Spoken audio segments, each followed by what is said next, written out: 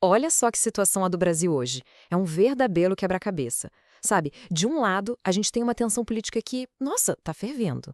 E do outro, uma economia que simplesmente explode em otimismo. A pergunta é, como é que essas duas coisas, tão diferentes, tão opostas, podem acontecer ao mesmo tempo? É isso que a gente vai tentar entender agora. E aqui está o retrato perfeito dessa divisão. Pensa bem. De um lado, a política está pegando fogo, né, com uma eleição pela frente que ninguém sabe no que vai dar. E do outro lado, o mercado financeiro está em festa, batendo recorde atrás de recorde. Fica aquela dúvida no ar, né?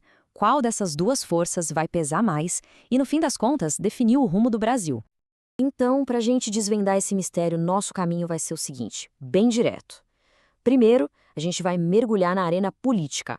Depois, vamos dar uma olhada nesse boom surpreendente do mercado. Na sequência, a gente vai entender o que está alimentando esse otimismo todo. Aí, claro, vamos falar dos riscos, das nuvens no horizonte.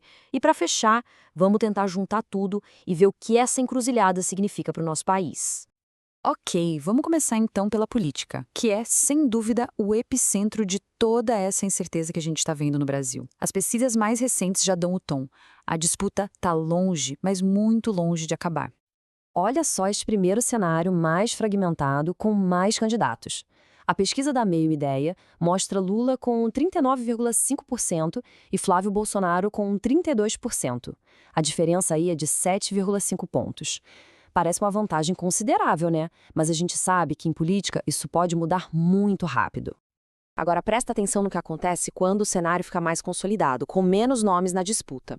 A diferença entre Lula e Flávio Bolsonaro, despenca para apenas 3,4 pontos percentuais. Isso aqui mostra claramente como o jogo pode virar, dependendo de quem apoia quem, das alianças que vão se formar. E quando a gente projeta um segundo turno, aí a coisa fica mais apertada ainda. Olha os números. Lula com 45,8%, Flávio Bolsonaro com 41,1%. Se a gente levar em conta a margem de erro, que é de 2,5 pontos, o que a gente tem na prática? Um empate técnico.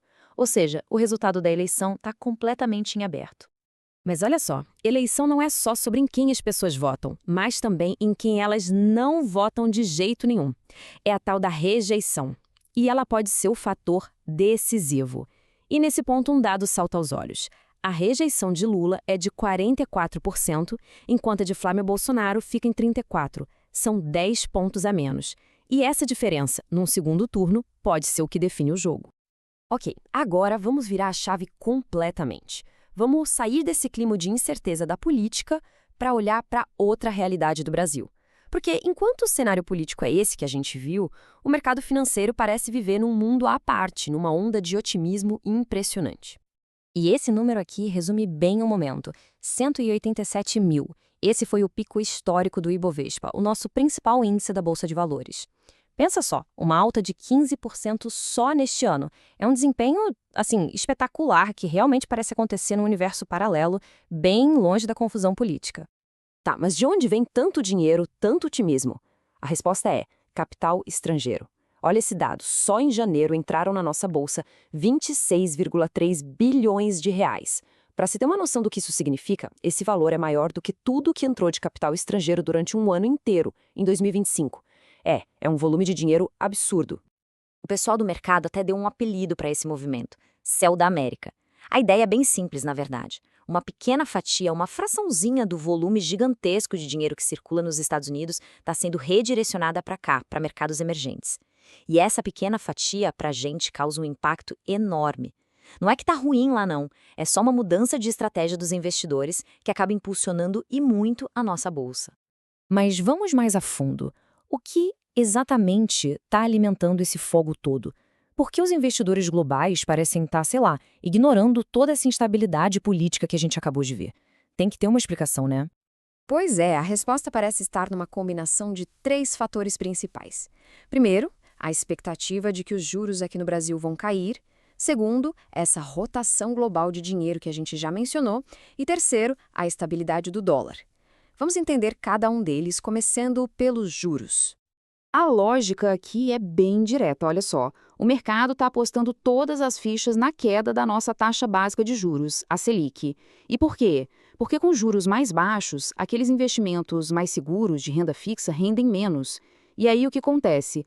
O dinheiro vai procurar um retorno maior em outro lugar, e esse lugar é a bolsa de valores. Mais dinheiro na bolsa, o preço das ações sobe. Ok, mas como nem tudo na vida são flores, né? Por baixo de todo esse otimismo, tem sim alguns riscos importantes no horizonte, sinais de alerta que a gente não pode simplesmente ignorar. O primeiro sinal de alerta vem da economia real, da indústria. A produção industrial em dezembro caiu bem mais do que o mercado esperava, mais que o dobro, na verdade. Isso é um paradoxo, sabe? Porque, por um lado, uma economia mais fraca reforça a aposta de que os juros vão ter que cair. Mas, por outro, acende uma luz amarela bem grande sobre a saúde da nossa economia como um todo. E o segundo grande risco? Bom, esse vem de Brasília. O Congresso aprovou um pacote de gastos que os especialistas estão chamando de bomba fiscal. E o nome não é à toa. O custo estimado dessa bomba? Quase 8 bilhões de reais a mais nas contas públicas até 2028. E o que tem dentro desse pacote? Basicamente, é uma mistura de reajuste para servidores, criação de um monte de cargos novos e vantagens que podem fazer alguns salários furarem o teto constitucional. E o pior, só para esse ano o impacto já é de 4,3 bilhões de reais. É uma pressão assim gigantesca nas contas do governo que já são apertadas. E é assim que a gente chega na grande encruzilhada. O Brasil hoje está sendo puxado para dois lados completamente opostos. De um lado, tem esse vento a favor, esse otimismo todo na economia, e do outro, uma verdadeira tempestade se formando na política. O futuro do Brasil está sendo desenhado exatamente por essas duas forças opostas. A gente tem um baita vento a favor, que é esse investimento global empurrando a economia para frente. Mas, ao mesmo tempo, a gente tem um vento contrário muito forte, que é a instabilidade política de uma nação que está profundamente dividida. Então, a grande pergunta que fica no ar é essa: qual dessas duas forças vai prevalecer? Será que o otimismo da economia tem fôlego para aguentar toda a turbulência política que vem por aí?